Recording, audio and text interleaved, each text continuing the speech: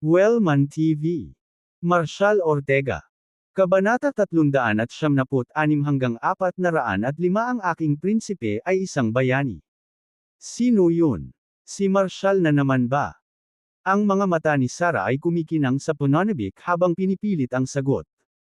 Uminom ng tubig si Vera. Hold on, don't rush me. Let me tell it proper. Sarah, may na-realize akong importante sa nangyari ngayon.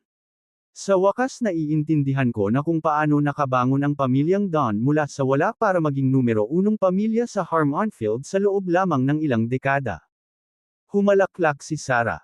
Naku, Vera, tingnan mo nga napapilosopo ka na. Sige, sabihin mo sa akin kung ano ang naisip mo. Ang lahat ng ito ay dahil si Mr. Don Sr. Drake, ay hindi ordinaryong tao. Ang isang tao, isang pamilya, kahit isang korporasyon ng bawat isa ay nangangailangan ng isang code ng pag-uugali, isang pakiramdam ng prinsipyo. Mr. Don Sr. at Shirley ay mga taong may integridad at katapatan. Hinding-hindi nila ipagkakanulo ang kanilang mga prinsipyo. Kahit na ay risk nila ang lahat, hindi nila pinagsisisihan.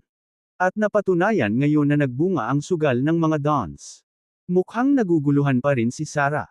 Vera, stop being mysterious, just tell me, paano nagawa ng mga Don na hindi ma-crush? Teka, parang alam ko na. Napabuntong hininga si Sarah bago makapagsalita si Vera. Lahat ng tao sa Harmonfield ay nagsasabi na si Liam ay hinahabol si Shirley. Vera, baka sa wakas pumayag na si Shirley sa mga utos ni Liam, kaya naman nagpigil siya. Nagniningning ang mga mata ni Sarah sa pananabik. Kung tutuusin, si Mr. Liam ay talagang ang catch. Siya ay isang charismatic, edukadong binata. Hindi lamang siya nagtapos mula sa isang prestihiyosong unibersidad sa ibang bansa, ngunit ginawa rin niya ang pamilya Hamilton mula sa isang pangalawang tier na pamilya sa isa sa nangungunang apat sa Harmonfield sa loob lamang ng ilang taon. Kung ako si Shirley, oo na sana ako sa kanya noon pa. Umiling si Vera. Sarah, ang dahilan kung bakit hindi ka maaaring maging katulad ni Shirley ay dahil limitado ang iyong pananaw kumpara sa kanya. Hindi pumayag si Shirley na makasama si Liam. Kahit nasa panggigipit mula kay Liam at sa nangungunang 10 pamilya mula sa Brookhaven, siya o si Mr. Don Sr., ay hindi nagpatinag. Ang lakas at tatag nila ng mga sandaling iyon ay mas lalo akong humanga sa kanila. Kumunot ang noo ni Sarah. Kung hindi pumayag si Shirley kay Liam, sino ang tumulong sa kanya? Si Freya ba ay mula sa pamilya Wright? Si Freya ay malapit na kaibigan ni Shirley, kaya siguro nakialam siya at humila ng ilang mga string sa militar upang matakot si Liam pansamantala. Tumawa si Vera at umiling. Masyadong magaspang ang interbensyon ng militar. At hindi rin ang mga Wright. Si Marshal ang nagligtas muli sa mga Dons. Si Marshal ang bayaning iyon na lumilitaw na parang tanglaw ng pag-asa sa ating pinakamadilim na oras. Dahil dito, kumikinang ang mga mata ni Vera sa paghanga, halos parang kumikislap ang maliliit na bituin sa kanila. Nahulaan na ni Sarah na si Marshal ang kausap ni Vera, ngunit hindi pa rin niya maintindihan kung paano niya nagawa ang ganoong gawain. Ganyan ba talaga ang kapangyarihan ni Marshal? Si Liam ay may 200 bilyon na kapital, na sinusuportahan ng nangungunang 10 pamilya mula sa Brookhaven at ang suporta ng 50 mga kasosyo sa pag-unlad, lahat ay pumipilit sa mga Dons. Anong klaseng kakayahan ang mayroon si Marshal para i-turn the table iyon? Sumimsam ulit ng tubig si Vera, kumikinang ang mukha niya sa pagmamalaki. The man I admire is nothing short of extraordinary. What seems impossible to everyone else is a breeze for him. Bahagyang napangiti si Sarah. Palagi kang tinatrato ni Marshal na parang kaibigan, hindi ba? Napawi ang ngiti ni Vera. Sino nagsabi niyan? Napangisi si Sarah, ikaw na mismo ang nagsabi, di ba? Ako ba? Sinaman siya ng tingin ni Vera, pagkatapos ay lumambot ang mukha niya na may mapang-arap ng ngiti. Siya ang aking prinsipe. Naniniwala ako na ang aking prinsipe ay isang bayani. Isang araw, darating siya upang pakasalan ako, nakasuot ng gintong baluti at nakasakay sa ulap. Napatingin si Sarah sa love-struck na ekspresyon ni Vera at tumawa. Patuloy kang mangarap, babae. Nawala sa kanyang pag-iisip si Vera at nagpatuloy, alam mo ba ang sumunod na nangyari? Nagawa ni Marshall na mailipat ang 200 bilyon na napunta na sa account ni Liam sa account ng mga Dons.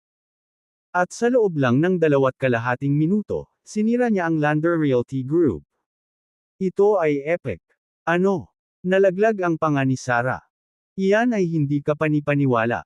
Sarah, sa totoo lang pinagpapawisan ako para sa mga Dons at para kay Marshall, ngunit wala akong kapangyarihang tumulong. Sino ang makakaalam na ang sakuna na ito ay gagawin ni Marshall sa isang napakagandang tagumpay? Ang Dons Eastvale Ecological Project ay nakakuha ng 200 bilyong pondo.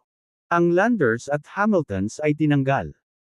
Ang mga asset ng nangungunang 10 pamilya mula sa Brookhaven ay lumiit ng higit sa kalahati, at ang 50 developer, na pinamumunuan ni Gideon, ay nabaon na ngayon sa utang na hindi na nila mababayaran kailanman. Sarah, hindi ba't napakatalino ng galaw ng aking prinsipe? Napasulyap si Sarah sa mapagmataas na ekspresyon ni Vera, isang kislap ng selos ang kumikislap sa kanyang mga mata. Kailangan kong gumawa ng paraan para mapalapit kay Marshall. Kailangan kong matalo ang lalaking ito. Vera, it's getting late. You should go help Alice with her engagement preparations, Sarah urged, worried that Marshall would come any moment. Tumayo si Vera at nagsuot ng sapatos. Tama ka, Sarah. Pupunta ako ngayon. I wrap up ang anumang maluwag na dulo sa opisina, at umuwi ka para magpahinga pagkatapos. Sige, umalis ka na. Pinanood ni Sarah ang nagmamadaling pag-alis ni Vera na may malamig na ngiti. Ha, sino ka ba para karapat-dapat sa lahat ng ito? Wala sa iyo ang pagmamahal ng iyong ina, at ang iyong ama ay walang pakialam sa iyo. Ano ang iniisip mo na dapat kang magkaroon ng higit sa akin? I refuse to accept this. I won't let you be happy than me. Kabanata 377 ang low-cut dress ni Sarah. Tiningnan ni Sarah ang oras. Dapat ay nakarating na si Marshall sa ibaba ng gusali ng Silva Group ngayon. Dali-dali siyang pumunta sa restroom para ayusin ang makeup niya. Pagkatapos ay nagsuot siya ng damit na may napakababang neckline sa office lounge. Nang handa na ang lahat, tumayo siya sa harap ng salamin ng ilang minuto, sinisiguradong perpekto siya bago lumabas. Bumalik sa kanyang mesa, ikinalat niya ang ilang ulat ng kumpanya sa buong ibabaw. She then lowered her head na parang abala sa trabaho. Makalipas ang 5 minuto, narinig niya ang sunod-sunod na yabag ng may papalapit sa hallway sa labas. Bumilis ang kaba sa puso niya nang makilala niya ang lakad na iyon. Si Marshall iyon. Dumating talaga siya. Ito na ang pagkakataon niya. Kailangan niyang mapansin siya ni Marshall, gawin siyang pagnanasa. Kung kaya niyang mapagtagumpayan ang lalaking ito, siya ang makokontrol. Naisip niya na tinutulungan siya nitong bumuo ng isang imperyo tulad ng mga Dons, na itinaas siya sa katayuan ng nangungunang kagandahan ng Harmonfield. Sa sobrang kabog ng kanyang puso, muli niyang sinuri ang mababang v-neck ng kanyang damit. Bahagya pa niya itong hinayla pababa, hinayaan ang mapatla niyang balat na sumilip ng mapanukso. Desidido siyang gawin ito para hindi makatingin si Marshall. Kumatok, kumatok. Pumasok ka. Sabi ni Sarah. Nagkunwari siyang kalmado, maingat na nag-modulate ang kanyang boses na parabang abala sa mga ulat sa harap niya. Gayunpaman, ang sadyang pagpapakita ng kanyang nakalantad na neckline ay nagtaksil sa kanyang tunay na intensyon. Binuksan ni Marshall ang pinto at pumasok. Tumingin siya sa paligid at tanging si Sarah lang ang nakita niya, nakaupo sa mesa niya na nakayuko, tila nalulubog sa kanyang trabaho. Nasaan si Ms. Silva? Tanong niya, inis ka ng kwarto. Kakalabas lang ni Ms. Silva, sabi ni Sarah, tumayo ng bahagya. Oh, Mr. Ortega, andito ka na pala. Umalis siya. Saan siya nagpunta? Walang pakialam na tanong ni Marshall. Inipon ni Sarah ang mga papel sa kanyang desk at sumagot, I think she went downstairs to the finance department. Dapat ay bumalik siya kaagad. Do you need something from her, Mr. Ortega? Nothing important, sagot niya sabay tingin sa relo niya. Mabilis na lumapit si Sarah sa kanya. Mr. Ortega, please take a seat. She should be back in just few minutes. Sige. Lumapit si Marshall at umupo sa sofa. Maingat na nilock ni Sarah ang pinto pagkaupo niya, na-activate ang electronic lock. Napansin ni Marshall ang kilos at bahagyang tumaas ang isang kilay ngunit walang sinabi. Mr. Ortega, pwede ba kitang ikuhan ng kape? Alok ni Sarah, ang kanyang tono ay mainit at nang-iimbita habang nag-abot ng ilang coffee powder. Gayunpaman, kinawayan siya nito. No need, I'm just here to say a quick word to Vera. Buong hapon ba siya nandito? Si Sarah, na ngayon ay nakatayo mismo sa harap ni Marshall, ay sumandal ng sapat upang matiyak na ang kanyang mababang neckline ay nasa kanyang paningin. Yes, she came back right after the luncheon and has been here ever since. She only just finance department. She shouldn't long. Nakayuko siya, maingat na inabutan siya ng isang bote ng tubig. Sinadya niyang yumuko at binigyan siya ng mas magandang view ng kanyang neckline. Pero parang hindi napansin ni Marshall. Nanatili ang mga mata nito sa kanyang telepono habang casual na nagbukas ng laro, hindi man lang siya pinansin. Dahil sa pagkadismaya, aksidenteng, naitulak ni Sarah ang bote ng tubig, na naging sanhi ng pagtapon nito. Saka lang tumingala si Marshall. Oh, I'm so sorry, Mr. Ortega. Hindi ko sinasadya, mabilis niyang paghingi ng paumanhin, sabay abot ng napkin para panasan ng tubig sa kanyang binti. Ayos lang, kaya ko naman ang sarili ko. Kinuha ni Marshall ang napkin sa kanya at pinunasan ang kanyang pantalon. Bahagya niya itong sinulyapan, tila hindi naapektuhan ng lumuluhan nitong mga mata, inosenteng ekspresyon, at sadyang pagpapakita ng balat. Seryoso ba siyang walang suot na bra? Nang makita ni Sarah ang itsura nito ay nagkunwaring nahihiya si Sarah at tinakpan ng kamay ang dibdib na bahagyang namumula ang pisngi. I'm so sorry, Mr. Ortega, I stayed here at the office over the weekend and just forgot. Kinawayan ito ni Marshall. Walang problema. Nang makita siyang agad na ibinalik ang tingin sa kanyang telepono, nakaramdam ng pagkairita si Sarah. Seryoso ba siya? Walang paraan na ayaw niya akong tingnan. Napabuntong hininga siya ng mahina, sinubukan niyang muli, Mr. Ortega, kanina pa kita gustong imbitahan sa hapunan, pero nag-aalala akong baka masyado kang abala. Tumaas ang isang kilay ni Marshall, neutral ang tono. Dinner. Anong okasyon? Naku, walang dahilan. I just wanted to thank you, sabi ni Sarah, umupo sa tabi niya. Itinaas niya ng kaunti ang kanyang palda para makita ang kanyang maputlang hita habang inaayos ang sarili sa isang mahinhin at malababaeng pose. Kung hindi dahil sa pagpasok mo, hindi ko alam kung ano ang nangyari sa akin noong gabing iyon. Pinunasan niya ng tisyo ang mga mata niya, kunwari ay nakaramdam siya ng emosyon, dahan-daang lumapit sa kanya. Ikaw ang aking tagapagligtas, Mr. Ortega, hindi ko alam kung paano ka babayaran. Tiningnan ni Marshall ang kanyang relo at tumayo. Saan nga ba nagpunta ulit si Vera? Naiinis si Sarah sa loob. Play hard to get lang siya. Walang paraan na hindi niya maintindihan ang ginagawa ko. Ngunit nagpipigil siya, ayaw niyang itulak ng husto. Ang mga bagay na ito ay kailangang gawin ng paunti-unti. Napatayo siya at bigla, nagkunwari siyang natapilok sa kanyang mataas na takong, na nakadapa sa dibdib ni Marshall. Hinawakan siya ni Marshall sa braso at pinatahan, watch your step. Baka magsuot ng flat sa opisina. Sige, tatawagan ko si Vera para makita kung nasaan siya. With that, binitawan niya ang braso niya at tinungo ang pinto. Habang naglalakad siya palabas, tinadyakan ni Sarah ang kanyang paa sa pagkadismaya, ang kanyang mga mata ay kumikislap sa pait.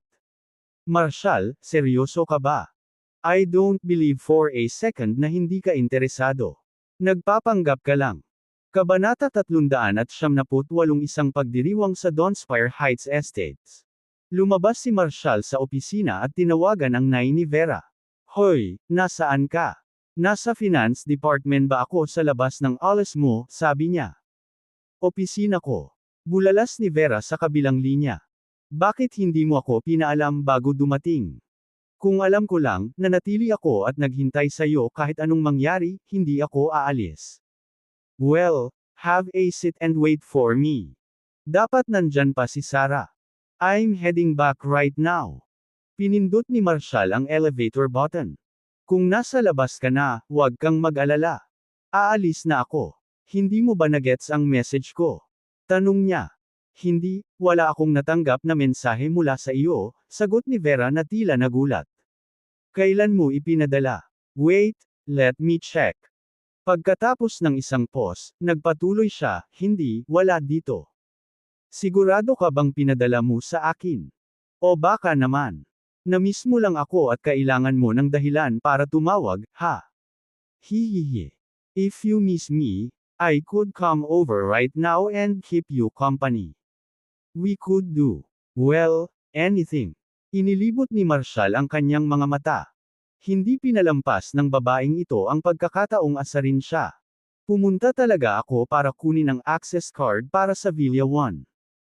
Ipinadala ng tiyuhin ni Freya ang isang pares ng balak kung ilagay sila sa Villa, Steels, at Mastiffs. Itatago mo sila sa Villa. Nagtatakang tanong ni Vera. Di ba talaga sila mabangis? Hindi ba sila magiging delikado? Humalaklak si Marshall. Hindi, magiging maayos sila. Darating sila kasama ang dalawang tagapagsanay. Kung busy ka, don't worry about it. I'll meet you tomorrow morning sa Villa 1. Alright, darling. Vera's voice turned playful, adopting a cutesy tone. Putulin mo. Alam ni Marshall na nanggugulo lang ulit siya. Nga pala, Vera, nasaan ka ba? Halos kalahating oras na ang nakalipas. Tanong niya. Sa opisina, syempre. Kakaalis ko lang kanina, bago ka tumawag. Simula nang makabalik ka mula sa banquet ng work sa tanghali, nasa opisina ka na. Pinindot niya. Exactly. After you and Shirley left, wala na akong ibang makakasama, so saan pa ako pupunta? Bumalik na lang ako sa opisina at naghapong kausap si Sarah, kausap ang walang kaparirikan. Kasama mo si Sarah the whole time. Napangisi si Marshall sa sarili. Nahawakan ba niya ang iyong telepono kahit kailan? Walang dalawang isip, sumagot si Vera. Oh, yeah. Hinayaan ko saglit ang phone ko sa desk, at narinig ko sa notification. Hindi ko ito sinuri sa aking sarili, kaya tinanong ko siya upang tingnan. Sinabi niya na ito ay ilang spam, kaya tinanggal niya ito para sa akin. Sige, naiintindihan ko. Sabi ni Marshall na may nakakatuwang ngiti, na sumulyap pabalik sa opisina. Mausisa. Bakit? May nangyari ba? Curious na tanong ni Vera. No, it's nothing. Go about your day. Pumasok si Marshall sa elevator. Marshall, magkita tayo bukas ng 9 AM sa Villa 1. Noon lang, nakatanggap siya ng isang WhatsApp message mula kay Shirley. Marshall, tapos na ako sa trabaho para sa araw na to. Mamimili ako ng mga pinamili at magluluto para sa atin ngayong gabi. Hinihintay kita. Nang makita ang mensahe, naramdaman ni Marshall ang pananakit ng ulo. Sagot niya, sige, babalik ako kaagad. Paglabas niya ng Silva Group Building, napatingin siya sa hilera ng mga restaurant sa kabilang kalye. Pagkaraan ng ilang sandali ng pag-aalinlangan, nagpasya siyang i-play ito ng ligtas. Pumunta siya at kumuha ng ilang luto sa isa sa mga stall. Kung sakali Shirl, nauwi sa hindi nakakain, at least hindi siya magutom. Nang gabing iyon, tiyak na binigyan siya ni Shirley ng isa pang sorpresa. Nakaupo si Marshall sa sala ng villa, pinapanood ang sopistikadong tagapagmana ng pamilyang Don na hinahabol ang isang malaking tandang sa paligid ng kusina na may hawak na cleaver sa loob ng halos 2 oras. Sa huli, bumagsak siya sa sahig, pagod, nang hindi niya nagawang hulihin at katayin ang manok. Hindi pa rin may ikot ni Marshall ang ulo nito. Paanong ang isang babaeng kasing talino ni Shirley ay nahihirapan ng gusto para lamang magluto ng makakain na pagkain? Ang lumabas, ang mga pre-made dishes na binili ni Marshall ay nauwi sa pagtitipid sa gabi. Pagkatapos nilang kumain, pagod na pagod si Shirley kaya napahiga siya sa sopa at nakatulog. Inayos ni Marshall ang villa, saka tinulungang maglinis ng konti kay Shirley bago binuhat sa kama. Saka lang tuluyang tumira ang villa. Nakatingin sa payapang natutulog na si Shirley, nakangiting umiling si Marshall at tahimik na lumabas ng kwarto. Kinaumagahan, nagising si Marshall pasado alas 8. Matapos ang nakakapagod na gabing pagluluto ni Shirley ay tulog pa rin siya. Mabilis siyang huminto para kumuha ng almusal, iniwan ito sa villa para kay Shirley. Pagkatapos, umalis siya patungo sa Dawnspire Heights Estates. Habang nasa daan, nakatanggap siya ng tawag mula kay Jane. Master, kararating lang namin sa Draconia. Sasakay na kami ng flight papuntang Harmonfield at dapat nandoon na kami ng 10:30 p.m. Master, maaari mo bang ipadala sa akin ang address? Gusto naming pumunta ng aking lolo upang magbigay galang. Ipinadala sa kanya ni Marshall ang lokasyon ng Villa 1. Makalipas ang kalahating oras, dumating siya sa base ng Dawnspire Mountain at tinawag si Vera. Hoy Vera, yet. Nandyan ka ba? Marshall. Kakalabas ko lang ng Dawnspire Heights Estates para kunin ang ilang gamit. Umakyat ka na, iniwan kong naka-unlock ang pinto sa Villa 1. Babalik ako kaagad. Dahil doon, nagmamadaling ibinaba ni Vera ang tawag. Noon lang napansin ni Marshall ang linya ng mga kaayusan ng bulaklak na umaabot sa kalsada paakyat ng bundok, mula sa base hanggang sa tuktok. Mayroon bang uri ng pagdiriwang na nagaganap sa Dawnspire Heights Estates ngayon? Kabanata 379 na This is my home, bakit hindi ako makapasok? Nakatayo si Logan sa may entrance ng Dawnspire Heights Estates nang mapansin niyang papalapit si Marshall. Mr. Ortega, welcome back, sabi ni Logan, nagmamadaling pumunta sa kotse ni Marshall at magalang na binati. Anong nangyayari ngayon? Tanong ni Marshall, tumanggo-tango patungo sa mga flower arrangement at string lights na nagpapalamuti sa daanan. Mr. Ortega, hindi mo ba alam? Mukhang nagulat si Logan. Dapat ba? Tanong ni Marshall, napansin ang pagkalito ni Logan. Mabilis na paliwanag ni Logan, may engagement ceremony ang kaibigan ni MS Silva na si Zachary kay Alice sa Villa 1 ngayon. Hindi mo ba alam? Aba, ganun ba? Sa wakas ay naunawaan na ni Marshall kung bakit hiniling ni Vera Hall na hiramin ang villa ilang araw na ang nakakaraan. Para pala sa engagement ni na Zachary at Alice. Inayos ba ni Vera ito sa iyo? Oo, Mr. Ortega. Nasa MS Silva ang iyong access card, kaya inisip ko na ayos lang. May nagawa ba akong mali? Kung gusto mo, mapapaalis ko kaagad ang mga tao. Umiling si Marshall, nakangiti sa banayad na kasiyahan. Talagang nagpatuloy si Vera at ipinahiram ang Villa 1 kay Alice para sa kanyang engagement. Ano kayang iniisip ng babaeng yun? Hindi, ayos lang. Ako na ang bahala. Tinapik ni Marshall ang balikat ni Logan. I don't have my access card with me. Pagbuksan mo ako ng gate ha. Oo, at mamaya may kaibigan akong nagde-deliver ng 2 mastiff dito. Makasigurado ka bang madadaanan sila? Naiintindihan, Mr. Ortega. Agad na kinuha ni Logan ang master access card para sa estate at binuksan ang gate para kay Marshall. Nagmaneho si Marshall papunta sa Dawnspire Heights Estates, kinuha ang mga floral display na nakahanay sa kalsada at ang mga larawan ni na Alice at Zachary na nagpalamuti sa daanan. Napangiti siya sa sarili. Noon pa man ay pinangarap ni Alice na tumira sa isang marangyang villa dito. Ito. Kabalintunaan, madali sana niyang makuha ang lahat ng ito. Ngunit siya ay naging bulag, kumbinsido na si Marshall ay isang walang pera. Ang mga Miller ay nabulag ng kanilang kasakiman, nawawala ang lahat ng kayamanan at prestihiyo na maaaring mayroon sila. Ang kalsadang patungo sa Villa 1 ay may linya ng mga mararangyang sasakyan, isang tunay na sino ng Harmonfield Society. Dahil ang seremonya ng pakikipag-ugnayan ay ginanap sa isang prestihiyosong lokasyon, natural na may 1/3 ang media. Lumabas ng buong lakas. Kahit na ang seremonya ay hindi pa opisyal na nagsisimula, ang pakikipag-ugnayan ay gumagawa na ng mga wave sa iba't ibang mga online platform. Ito ang unang pagkakataon na ipinakita sa publiko ang eksklusibong Villa 1, at lahat ay interesadong makita ang maalamat na karangyaan nito. Bukod dito, gustong malaman ng mga tao kung sino talaga ang misteryosong may-ari ng villa na ito. Marami sa mga elite na bisita ang nagpakita sa engagement dahil lang sa Villa 1 gaganapin. Hinayla ni Marshall hanggang sa pasukan ng villa. Umaapaw ang parking area, halos lahat ng espasyo ay inookupahan. Kaya naman, ipinarode niya ang kanyang sasakyan sa harap ng pasukan. Natigilan si Hank, na nakatayo sa may pintuan para salubungin ang mga bisita, nang makita niyang lumabas ng sasakyan si Marshall. Marshall, paano ka nakapasok dito? Tanong ni Hank na mukhang natulala. May idea ka ba kung nasaan ka? Ang isang lugar na tulad nito ay malayo sa iyong liga. Nginisyo niya. Let me make this clear, today is Alice's engagement ceremony. Huwag mo nang isipin ang gulo. Naputol ang pakikipag-ugnayan sa iyo ni Alice. Kaming mga Miller ay wala nang kinalaman sa iyo. Umalis ka na dito para sa ikabubuti mo. Kung ikaw, huwag kang kusang umalis, itatapon ka, at hindi iyon makikita.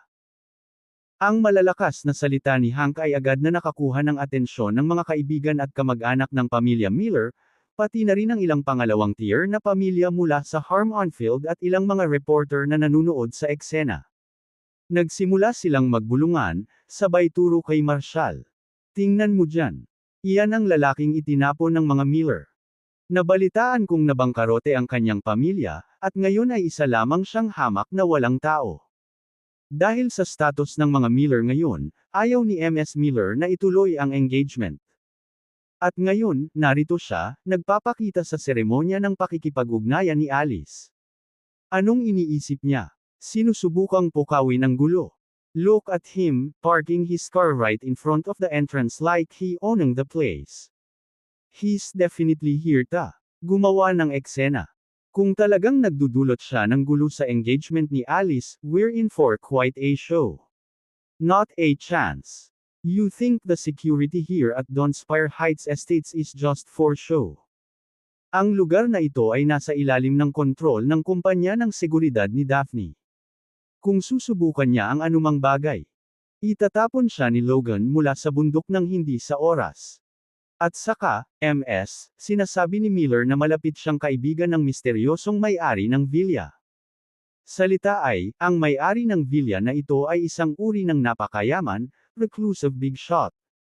Kung ang taong ito ay maglakas loob na manggulo, maaari talaga siyang itapon sa Dragon Ridge Valley. Nakikinig sa kanilang tsismis, mahinang ngumiti si Marshall ngunit hindi tumugon. Hindi pinansin si Hank, diretso siyang naglakad patungo sa entrance ng villa. Hoy! Tumigil ka nga dyan. Sigaw ni Hank sabay hawak sa braso ni Marshall. Sino ang nagbigay sa iyo ng permiso na pumasok? Hindi ka niyaya ni Alice. Umalis ka nga rito, Marshall. Tinanggal ni Marshall ang kamay ni Hank sa braso niya. Alisin mo nga ang maruming kamay mo. This is my home. Bakit hindi ako makakapasok? Your home. Hank scoffed, kasama ang mga nanunood, na humagalpak sa tawa. Marshall, sira ka ba, o nandito ka lang para manggulo? Ang may-ari ng villa na ito ay isang taong yuyukod kahit ang matandang Mr. Wright bilang paggalang. Are you claiming it's yours? Nakakatuwa. Umalis ka na dito. Ang magdulot ng gulo sa isang lugar na tulad nito ay hindi mo gustong subukan. Sa pinakamasama, maaari kang mamatay. Sige, lumabas ka. Kabanata 4 na raang maaari kang magpakasal sa isang baboy para sa lahat ng aking pag-aalaga. Nakita ni Hank ang mga mapanuksong sulyap at bulong na nakadirekta kay Marshall mula sa mga second-rate socialites na nakapaligid. Nakangusong sabi niya, Marshall, nakikita mo iyon. Ito ay katotohanan, sabi niya, mapang-api. Ang mundong ito ay nahahati sa mga bilog, at ang mga taong tulad mo ay mahihirapang makapasok sa bilog ng mayayaman. Ngayon, may mga media reporters kahit saan, patuloy niya. At sa lalong madaling panahon, ang ilan sa mga pinaka-prestihiyosong pamilya sa Harmon-Field ay narito para sa pakikipag-ugnayan ni Alice. Seremonya. Kung magdudulot ka ng gulo dito, hindi ka hahayaan ng seguridad ng ari-arian na makatakas dito, babala ni Hank, sinusubukang magnanyo. For the sake of your late lolo, I'm willing to let this slide. Umuwi ka na lang, Marshall. Nakuha ng kaguluhan sa entrance sina Alice, Zachary, at iba pa sa loob ng villa. Lolo, anong meron? Si Alice, na nagliliwanag sa isang nakamamanghang puting wedding gown, ay lumabas mula sa villa. Ang kanyang hitsura ay agad na naakit sa mga taong nagtipon upang ipagdiwang ang pakikipag-ugnayan sa Villa One. Wow! Ang ganda talaga ni MS Miller. Kasing liwanag niya si Shirley Dawn, ang diyosa ng Harmonfield. Maliwanag ang kinabukasan ni MS Miller. I mean, sa villa niya gaganapin ang engagement ceremony niya. Isang taong makapangyarihang sumusuporta sa kanya, tiyak na malalampasan niya ang tagapagmana ng pamilya Dawn. Nang marinig ang mga bulungan, buong pagmamalaki ni Alice na tumingin kay Marshall sa karamihan, ang kanyang mga mata ay nagliliwanag. Tinakpan niya ang bibig niya ng nakakalokong ngiti at humajijek. Marshall, di ba sabi mo hindi ka pupunta sa engagement ceremony ko? Pang-aasar niya. So, what do you think? My engagement is being celebrated in Harmonfield's most luxurious villa. Impressive, di ba? She continued, let me tell you, ang may-ari ng Villa One ay isa sa matalik kong kaibigan. Maari ko raw gamitin ang Villa One hanggat gusto ko, kahit na manirahan dito ng permanente, kung gusto ko. Nakikita mo na ba sa wakas ang katotohanan dito? Panunuya ni Alice. Hindi tayo magka-level, Marshall.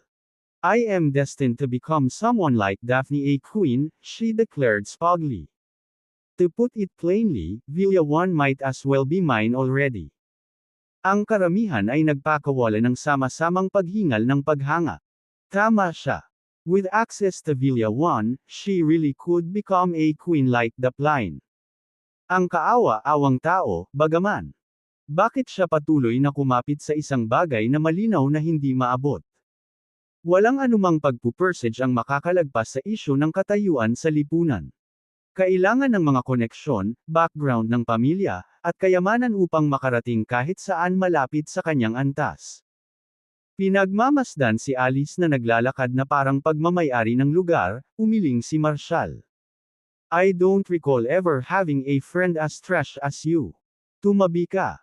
Hinarang ni Alice ang kanyang dinadaanan, tumatawa ng mapanukso. Marshall, sa totoo lang nakakatuwang makita kang mukhang walang magawa. Ang engagement ko kay Zachary ay nangyayari ngayon. Wala ka nang magagawa dyan, panunuya niya. I'm warning you, huwag mong isipin na manggulo sa seremonyas ko. Di man ito.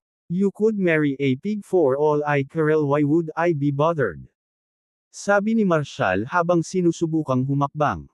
Paikot-ikot sa kanya, para lang harangan ulit siya ni Alice. Marshall, binigyan kita ng isang imbitasyon, at tinanggihan mo ito, siya ay nanunuya. Ngayon, nang walang imbitasyon, natatakot ako na walang puwang para sa iyo dito. Hindi lamang sino man ang maaaring dumalo. How about this? Kung gusto mo talagang manood ng ceremony, may dadalan ako ng maliit na stool at table.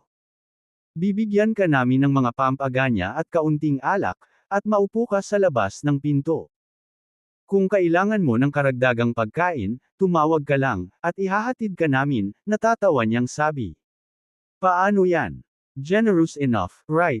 Napahawak siya sa tiyan niya, tumatawa na para bang sinabi niya ang pinakanakakatawang bagay sa mundo. Nagtawanan din ang mga bisita. Pinagmasdan ni Marshall ang mayabang na mukha ni Alice, at isang malabong ngiti ang sumilay sa kanyang sarili. Ganito ba ang hitsura ng mga clown sa mundo? Dahil ang mga Miller ay naputol ang kanilang pakikipag-ugnayan, si Marshall ay walang nais na gawin sa kanila. Pero paulit-ulit siyang tinutuya ni Alice. Kailangan ba niya talaga akong durugan ang mga Miller bago niya maunawaan ang mga kahihinatnan ng pagkakanulo at kawalang galang? Kung hindi lang sinabi sa kanya ni Old Fred na ang kanyang lolo ang nag-ayos ng kasal, matagal nang nalipol ang mga Miller. Gayunpaman, ipinagpatuloy ni Alice ang pagpapahiya sa kanya. Nang makita si Marshall na tahimik na nakatayo doon, malalim ang iniisip, napabuntong hininga si Hank. Marshall, naiintindihan ko na ang makakita ng ganitong eksena ay tiyak na mahirap para sa iyo, aniya sa tono na kunwaring nakikiramay. Bilang isang lalaki, naiintindihan ko kung gaano ito kasakit. Ngunit ang pagkapit sa ilang lumang dokumento ng pakikipag-ugnayan at iniisip na gagawin mong fiancé si Alice. Medyo obsessive iyon, hindi ba? Isang piraso lang ng papel, kung tutuusin. Wala naman talagang mahalaga. Kailangan mong gumising, patuloy niya. Hindi talaga nakilala ng aming pamilya ang pakikipag-ugnayan na iyon. Bueno, binigyan kami ng iyong lolo ng $1,000,000 upang matulungan ang mga Miller na makayanan ang mga mahihirap na panahon. Ngunit hindi iyon nangangahulugan na kailangan naming isakripisyo ang kaligayahan ng aking apo bilang isang kabayaran. Pero kung tinulungan lang kami ng lolo mo dahil gusto niya kaming itali sa kanya, medyo mababa na iyon. Ang mga Miller ay isang pamilya na pinahahalagahan ng matataas na mithiin. Wala kaming pakialam sa mga maliliit at mababaw na kaayusan. Kaya naman hindi ako papayag na tuparin ni Alice ang dating engagement na iyon. Hindi ko nais na mura ang $1,000,000 na natanggap namin. Kabanata 401 Mas gusto kong magpakasal sa baboy. Malamig at matalim ang tawa ni Marshall. Isang marangal na pagkakanulo. Iyan ang iniisip mo tungkol dito. Hindi nakakagulat na si Alice ay naging katulad niya. Ang mansanas ay hindi nahuhulog sa malayo sa puno. Umiling si Hank, naningkit ang mga mata. I'll allow you to insult me, because you don't understand the world, Marshall, people like you. Well, their minds twist things. Tumalikod si Marshall, nakangiti. This is ing. Go on, Hank. Gusto kong makita kung gaano kababa ang payag mo. Napabuntong hininga si Hank, nagalit. Bakit kailangan mo maging bastos? Sabihin mo sa akin, kasama pa ba natin ang lolo mo? Walang hinihintay na sagot, nagpatuloy si Hank, biglang sumeryoso ang tono, ginagawa ko ito para malinis ang pangalan ng lolo mo, Marshall. Kung iniisip ng mga tao sa paligid na pinahiram ako ng lolo mo ng 150 grandma na iyon para umakyat sa hagdan ng mga Miller, ano ang magiging hitsura niya? Nakakahiya, hindi ba? Hinawakan ni Hank ang tingin ni Marshall. Ang mga Miller ay hindi yumuko para sa tubo, Marshall. Hindi kailanman. Ikaw na mismo ang nakakita. Si Alice ay may mga koneksyon, isang pangalan, kagandahan, at katalinuhan. At higit sa lahat, mayroon siyang isang mayaman, makapangyarihang lolo. Sabihin mo sa akin, saang mundo mo siya mapapantayin? Harap mo, Marshall. Forget trying maging mayaman. Subukang maging kapaki-pakinabang sa halip. Mas gaganda ang pakiramdam mo kapag tinanggap mo na. Ngayon, umuwi ka na. Huwag magtagal dito.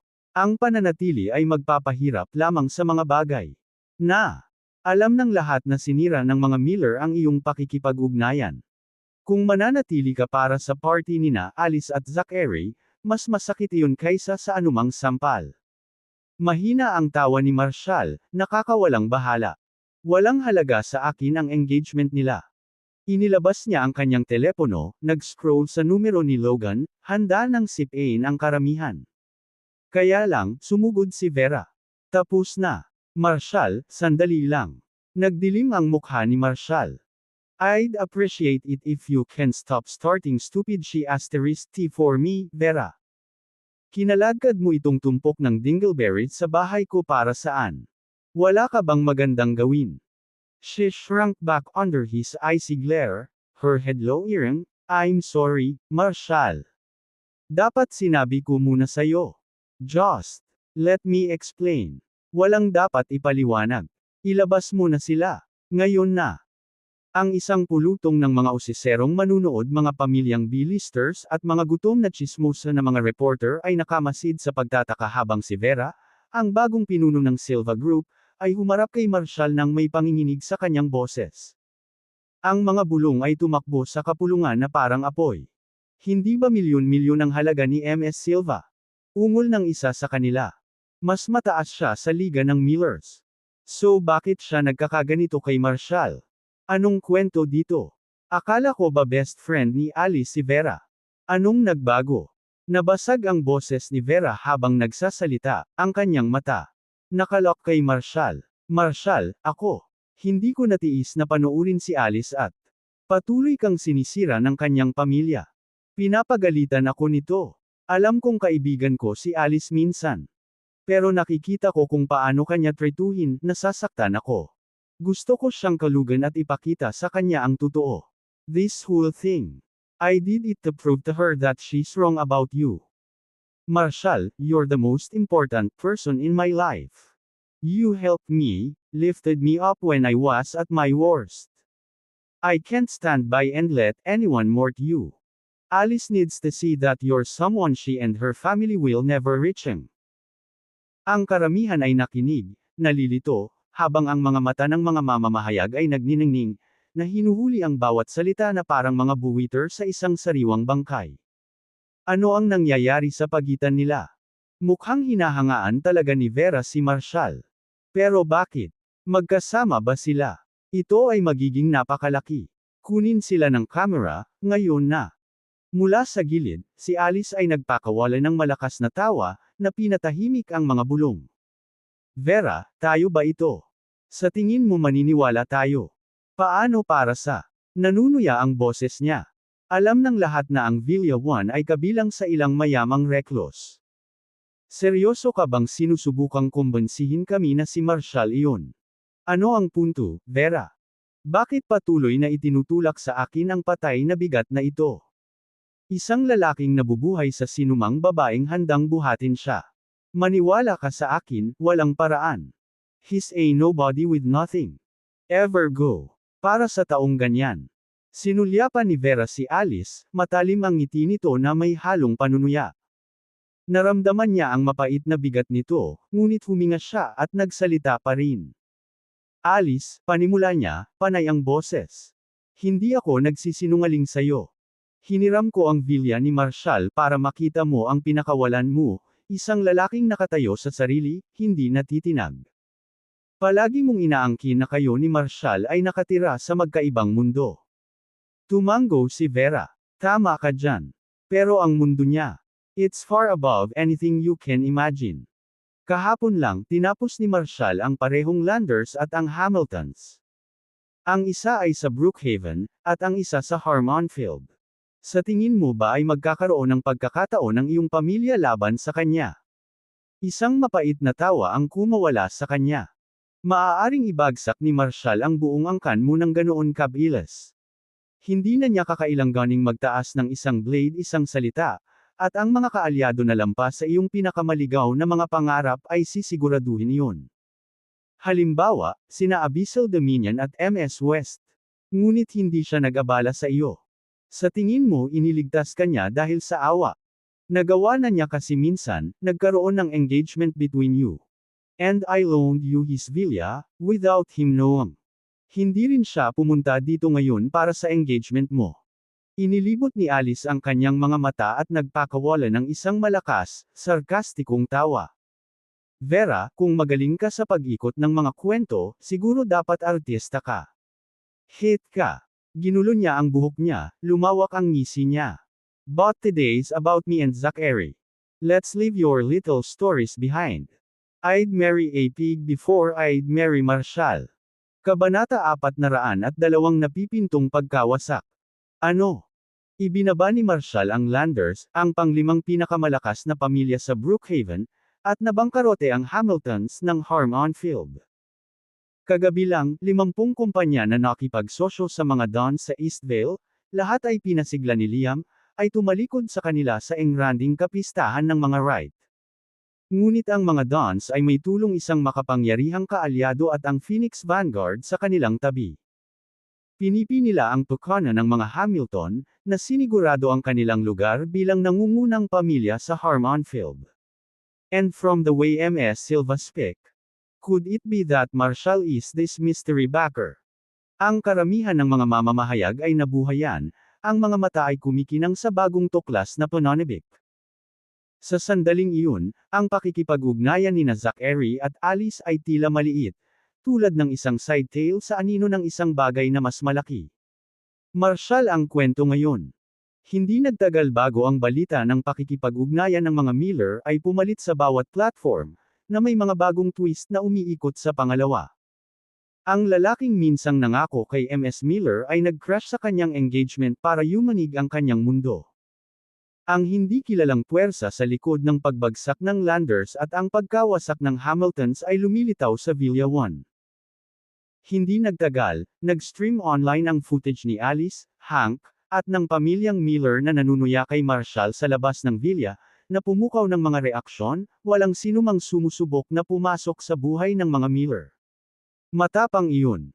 Bakit hindi siya makagawa ng sarili niyang paraan sa halip na maghabol sa isang mayamang pamilya? Siya ang pinakamasamang uri, naghahanap ng ibang magbubuhat sa kanya.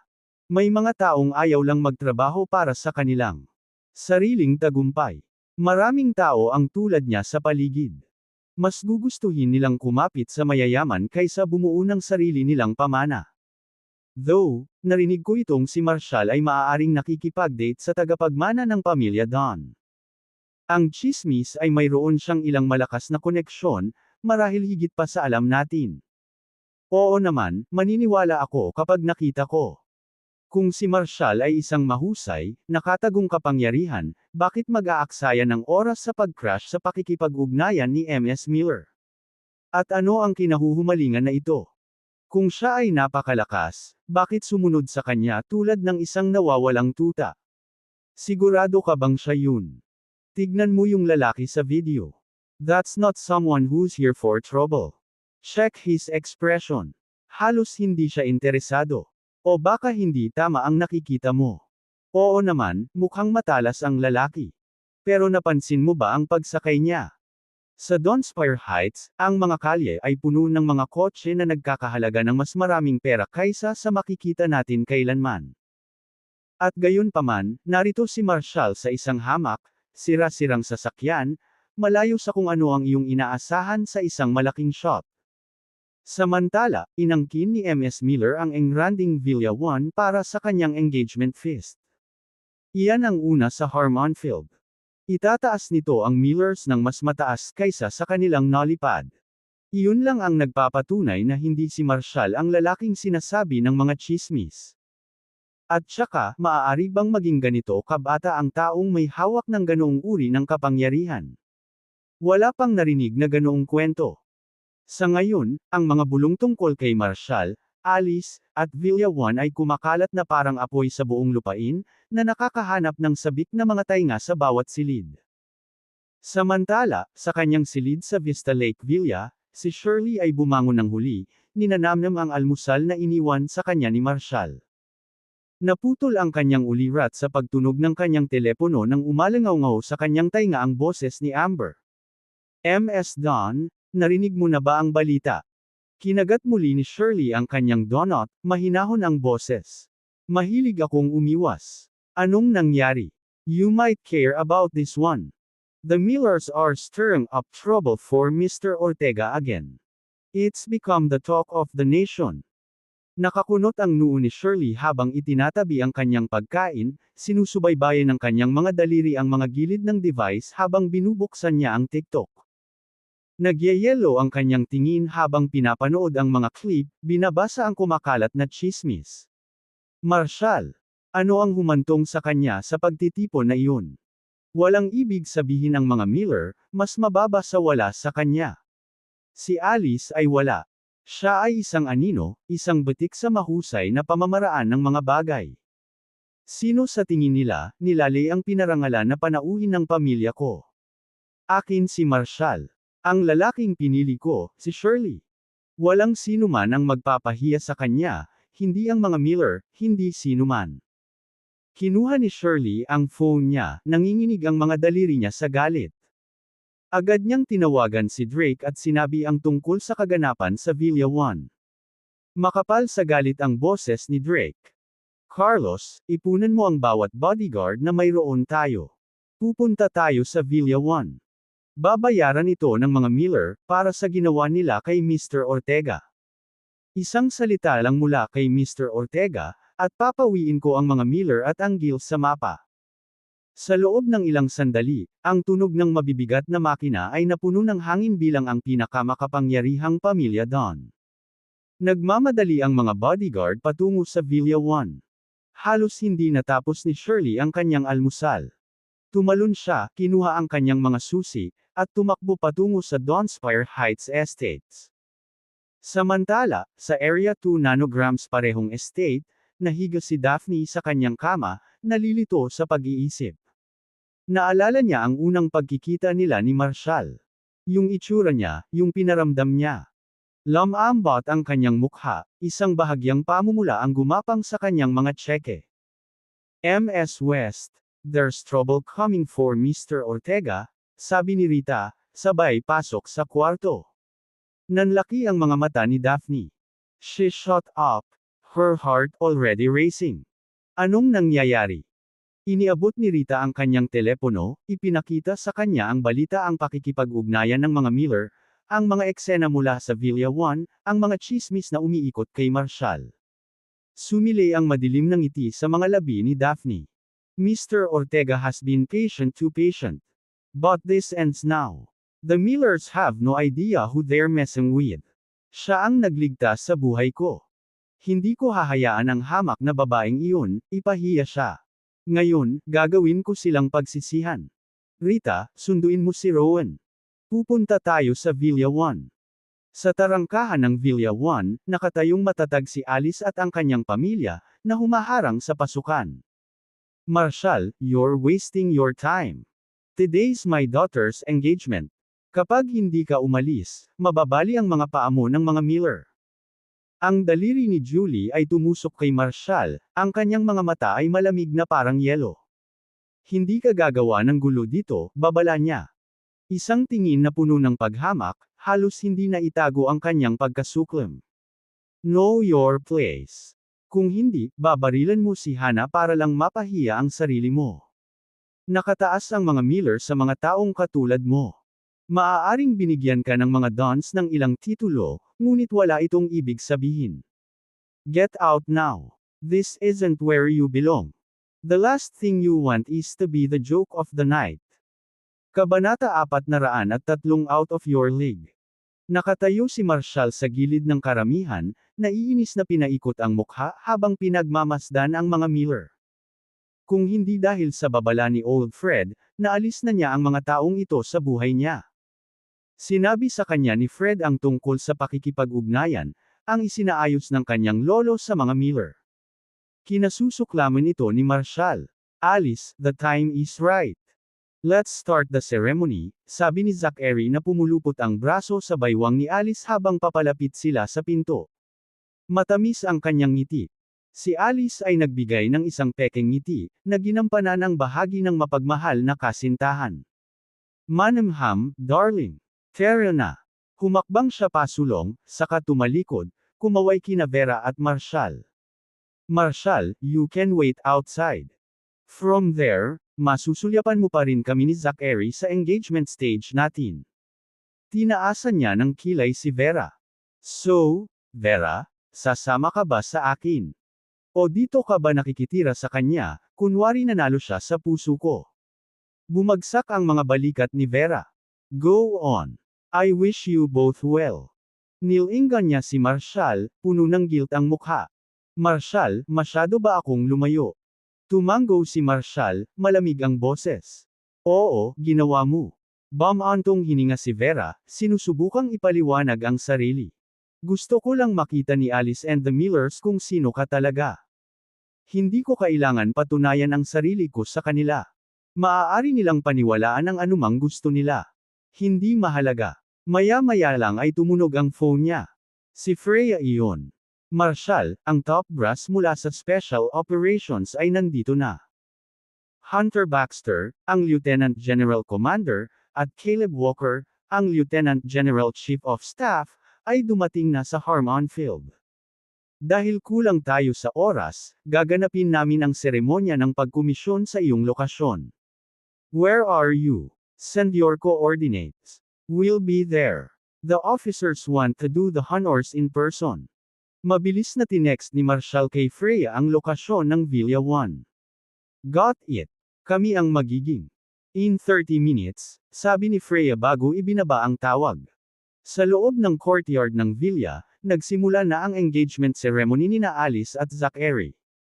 Si Alice, ang kanyang braso na nakalink sa kanyang ama na si Jeffrey at ng kanyang ina na si Julie, ay naglakad patungo sa pamilya Gill. Ang mag-asawang Gill, si Zachary, at ang mga Miller ay yumuko sa isa't isa, nagpapalitan ng magalang na ngiti. Malawak ang ngiti ng Don, puno ng cheer ang boses. Mr. Miller, pamilya na tayo ngayon. Ang seremonya ng pakikipag-ugnayan na ito ay nagmamarka ng isang bagong kabanata. Ngayon, ang Gills at ang Millers ay nagkakaisa. Hanggat nasa Harmonfield tayo, magkakasama ang ating mga pamilya. Zachary, mas mabuting pakitunguhan mo si Alice. Alagaan ang iyong bagong pamilya. Sa gayon lamang ang aming dalawang pamilya ay aakyat sa tuktok ng Harmonfield. Muli siyang ngumiti, nakatingin kay Mr. Miller. I propose we hold a formal wedding in a month. Let the kids start their new life together right away. Nagpalitan ng ngiti sina Jeffrey at Julie. We agree, Mr. Gill, sabay-sabay nilang sabi. We're both glad that Alice is married, Zachary. We'll follow the date you suggested for their engagement ceremony. Habang umaalingasaw ang musika, pumalit sa kanya ang host. Inanunsyo niya na ang mag-asawa ay magpapalitan na ng singsing at magsasalita ng kanilang mga panata, na nangangako ng hinaharap na magkasama. Hinawakan ni Zachary ang kamay ni Alice. Magkasama silang naglakad sa red carpet, napapaligiran ng mga tagay ng pamilya at mga kaibigan. Pero wala sa kanila ang tingin ni Alice. Lumipat ito patungo sa entrance ng villa, kung saan nakatayo pa rin si Marshall. Ang kanyang mga mata ay kumikinang na may halong pagmamalaki at pagkadismaya. Marshall, panoorin mo akong naglalakad papunta sa engagement hall kasama ang isang taong mas mahusay kaysa sa iyo. Makikita mong madudurog ang iyong puso, alam mong ako ang hinding-hindi mo makukuha. Isang kakaibang kilig ang bumalot kay Alice, isang pakiramdam na hindi pa niya nararanasan. Ang pag-alam lamang sa kakulangan sa ginhawa ni Marshall ay nagdulot ng baluktot na kasiyahan. Walang pag-iisip, hinalikan niya ang pisngi ni Zachary at ibinaling ang tingin kay Marshall, puno ng panunuya ang mga mata nito. Nahuli ng mga kamera ang bawat sandali, ang kanyang pagtawa ay kumakalat sa internet. Sa ibang lugar, si Shirley ay nagmaneho ng may matinding focus. Tinitigan niya ang video sa kanyang telepono, pinagmamasdan ang mayabang na mukha ni Alice. Nagsiklab ang galit sa loob niya. Napakalakas ng loob ng isang maliit na pamilya tulad ng mga Miller na insultuhan ang panauhing pandangal ng Dons. Magbabayad sila para dito. Si Marshall ay hindi iginagalang. Sisirain niya ang mga Miller. Bumalik sa Villa 1, maayos na natapos ang seremonya. Parehong pamilya ang pumirma sa kontrata sa pakikipag-ugnayan. Tinatakan ito ng notaryo gamit ang kanyang selyo. Ang mga pag-uusap tungkol sa kasal sa loob ng isang buwan ay sumunod, at si Alice, na puno ng pagmamalaki, ay nagsalita sa mga kamera. Ang kasal ay magaganap sa Villa 1, deklara niya.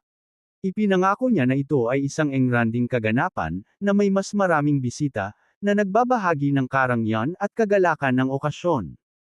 Lumipat si Alice sa biyaya ng isang taong palaging binibigyan ng lahat ng gusto niya.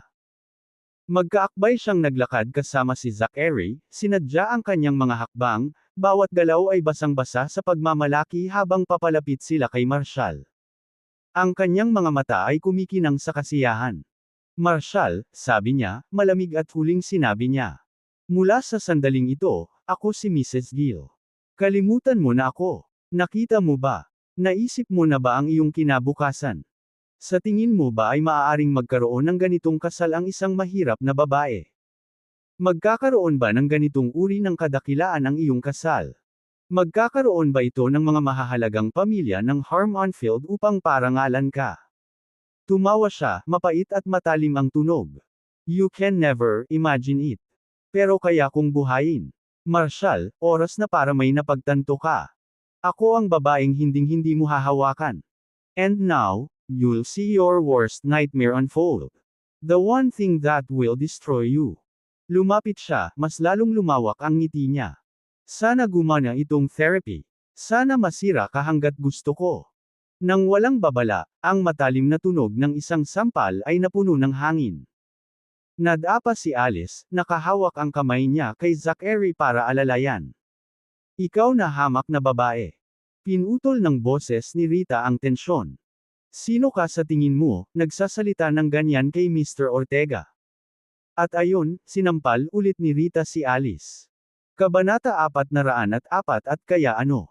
Napaatras si Alice ng sampal ni Rita, nadadapa ang kanyang mga paa habang halos hindi niya balanse. Ang mga tao ay nahulog sa isang hindi mapayapang katahimikan, hindi sigurado sa kung ano ang nangyari. Mabilis na nahuli ng mga kamera ang sandali, nag-zoom in sa eksena Rita at Alice, na nakalok sa isang mabangis na paghaharap. Ang mga Miller, nakatayo doon, ay ganap na nawala. Ano ito? Bakit niya sasampalin si Alice, ang pangunahing babae, pagkapasok niya? Nagulat si Julie. Nagmarcha siya patungo kay Rita, nagliliyab ang mga mata sa galit. Ano sa tingin mo ang ginagawa mo? Bakit mo sinasaktan ang anak ko? Matalim ang pag-irap ni Rita. Does it need a reason? She insulted Mr. Ortega. Sasampalin ko siya tuwing nakikita ko siya. Namula ang mukha ni Julie. Ikaw. Kawawang babae ka lang na kaibigan ni Marshall, di ba? Iniluwa niya ang mga salita sa pamamagitan ng nagngangalit na mga ngipin. Hindi nagdalawang isip si Rita. Bumangga ang kamay niya sa mukha ni Julie na may puwersang umalangaw-ngaw sa looban. Sabihin mo ulit yan, puputulan ko yang lalamunan mo. Natigilan si Julie, nanigas ang katawan sa takot. Sapat na ang malamig na galit sa mga mata ni Rita para patahimikin siya. Ang tinging iyon ay maaaring makapagpigil sa sinuman sa kanilang mga landas. Si Hannah, galit na galit, pumasok. Anong klase kang babae ka? Hindi ba sinabi sa iyo ng nanay mo na hindi ka basta-basta pumapatol ng walang babala? Saan ka ba nanggaling? Biglaan at marahas ang sampal ni Rita kaya bumagsak si Hannah sa lupa. Tumabi sa kanya si Rita. Nagmula ako sa kailaliman ng impyerno, doon. Hindi siya tumigil. Sunod-sunod na sampal ang sinaktan niya, na iniwan ang mga Miller at ang mga reporter na natulala, nanlalaki ang mga mata sa hindi makapaniwala. Sino ang babaeng ito? Napakalupit, napakabilis kumilos ng walang pag-iingat. Kasama niya ba si Marshall? Mag-asawa sila. Namula ang mukha ni Jeffrey. Mr. Chris, do something. Turuan mo ng leksyon ang babaeng to. Kilala ni Mr. Chris, butler ng Millers, si Rita ngunit hindi siya nang ahas na makialam. Sumandal siya, bahagya pang bulong ang boses. Mr. Miller, ito ang maid ni Ms. West.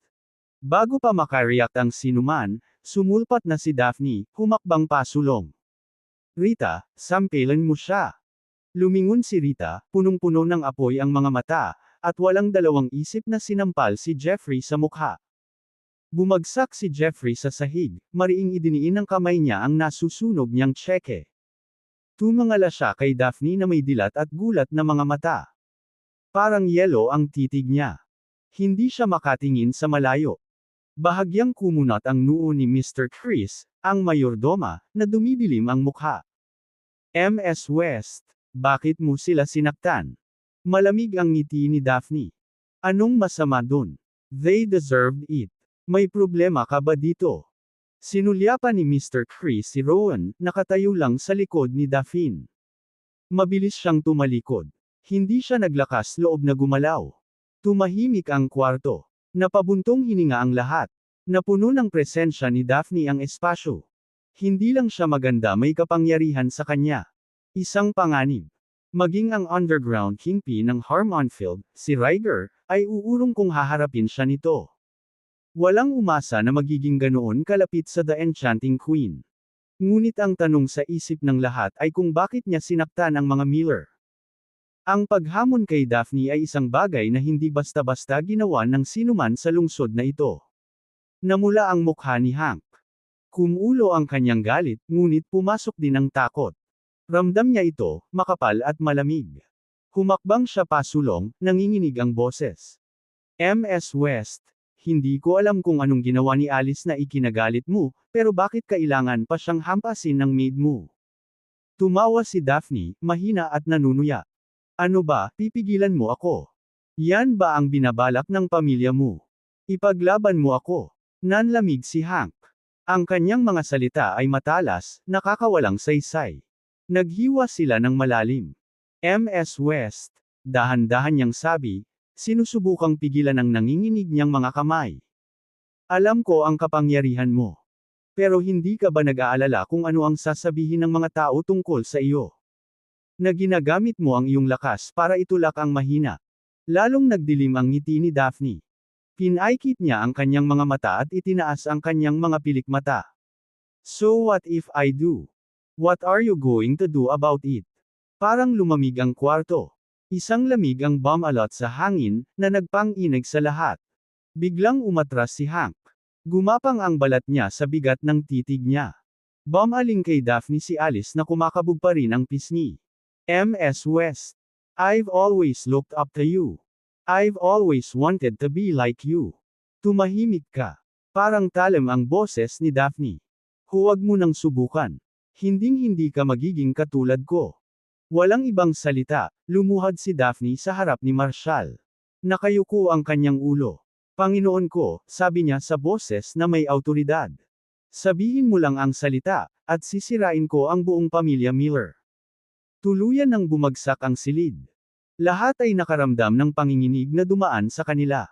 Ang maalamat na babae ay nagsabi lamang ng isang bagay na nakakatakot.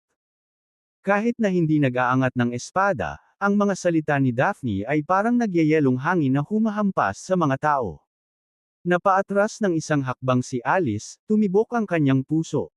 Pero ang mas ikinagulat niya ay hindi ang panlalamig sa mga salita ni Daphne. Ito ay ang paningin ni Daphne na minsan ay iniidolo niya nakaluhod sa harap ni Marshall, tulad ng isang utusan, na may kumpletong pagpapasakop. Ano ang nangyayari? Kumaway ng kamay si Marshall, halata sa mukha niya ang pagkainip.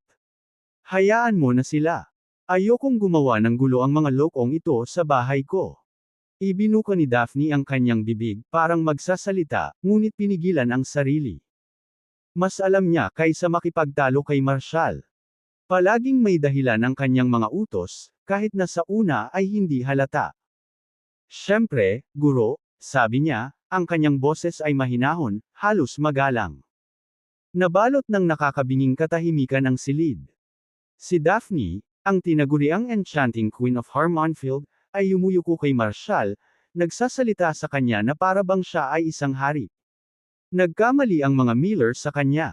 Si Marshall ay hindi karaniwang tao. Siya ay isang bagay na higit pa. Si Daphne, ang babaeng pangarap lang nilang maabot, ay nagpapakita sa kanya ng paggalang.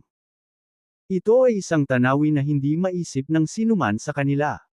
Si Alice, na minsan ay minamalas siya, ay walang ideya kung sino ang kanyang kinakaharap. Ganon ba talaga siya katanga? Talaga bang naging bulag ang mga Miller? Biglang nag-shift ang crowd. Tumabi ang mga tao, naghiwa-hiwalay na parang dagat ng may paparating.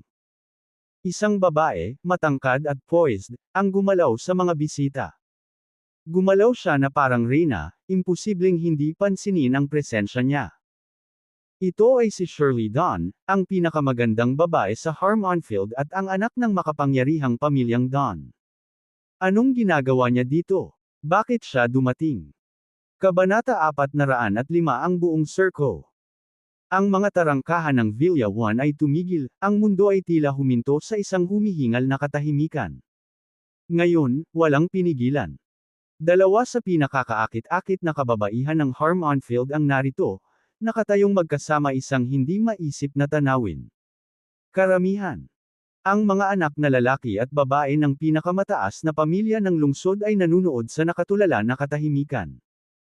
Ito ang unang pagkakataon na marami ang nakakita sa nagyelo na kagandahan ng pinakasikat na babae ni Harmonfield. Malapit na. Ang kanyang kagandahan ay hindi nasusukat, na parang wala sa mundong ito. Siya ay tulad ng isang pambihirang bulaklak, mislan at perpekto, ang kanyang presensya ay sapat na upang magselos ang araw. Si Shirley Dunn, ang panganay ng makapangyarihang pamilyang Dunn, ay tila isang bagay na inukit mula sa langit. Ang mga reporter, na tulala sa kanyang kakisigan, ay nakalimutan ang kanilang trabaho, ang kanilang mga kamera ay nakatitig pa rin sa kanya na para bang siya ay isang pangitain. Ang babaeng katulad niya ay kabilang sa langit. She was so flawless that it made those around her feel small and insignificant. Natigilan ang mga tao, nakatutok ang kanilang mga tingin kay Shirley, na tila ginuguhit ang bawat mata, bawat hininga. Sa bawat hakbang niya, parang nanginginig ang hangin mismo. Nang marating niya si Marshall, pinadulas niya ang kanyang braso sa kanyang braso, ang kanyang mga mata ay malambot sa lamang. Marshall, mahinang sabi niya, ang boses ay makapal sa pakiramdam. Hindi ako pwedeng tumayo lang dito at panuurin kang naghihirap dahil sa walang kwentang babaeng ito. Tumingin siya ng malalim sa mga mata nito, matindi ang titig niya, halos mawala. Mula nang iligtas mo ako, alam ko. Ikaw lang ang lalaking para sa akin. Alam kong ayaw mong makipag-deal sa mga Miller. Pero huwag kang mag-alala, pagsisisihan ko ang kay-abangan nila. Ngumiti ito sa kanya, isang ngiti na napakaamo na nakakapagpainit kahit sa pinakamalamig na puso. Ang ngiting iyon parang tumigil ang mundo para humanga sa kanya. Ang mga tao ay tumigil, natulala sa kapangyarihan ng kanyang presensya. Ipinapahayag ba ni Shirley ang kanyang pagmamahal kay Marshall sa harap ng lahat? Kanina lang niya sinabi na siya lang ang lalaki para sa kanya. Ang mga tagapagmana ng mayayamang pamilya ng Harm-on-Field ay tumitig sa hindi makapaniwala, ang kanilang pagkabigo ay tumataas. Ang pinakahinahangaang babae ni Harm-on-Field, ang diyosa ng lungsod, ay sinalita na para hindi na sila nagkaroon ng pagkakataon. Sa paligid nila, ang mga marangal na babae ay nagpunas ng luha sa kanilang mga mata, na natama ng pagiging perpekto ng lahat ng ito. Si Shirley ay may lahat ng kagandahan, talento, katayuan, at ngayon, tila, ang perpektong pag-ibig. Kung gaano nila hinanggad na magkaroon ng buhay na katulad niya. Ngunit kasing bilis, napawi ang ngiti ni Shirley, napalitan ng malamig na determinasyon ang kanyang init. Sinuri niya ang mga Miller at ang iba pang mga bisita na may hitsura na nagpatigil sa lahat. Akin si Marshall, sabi niya, matalas ang boses. Hindi siya isang taong mapapahiya ng mga katulad mo. Siya ang aking fiancé, at ang pinakamalaking shareholder sa Dawn Group. Ang Dawn Group ay hindi kabilang sa aking pamilya, patuloy niya. Kay Marshall yan.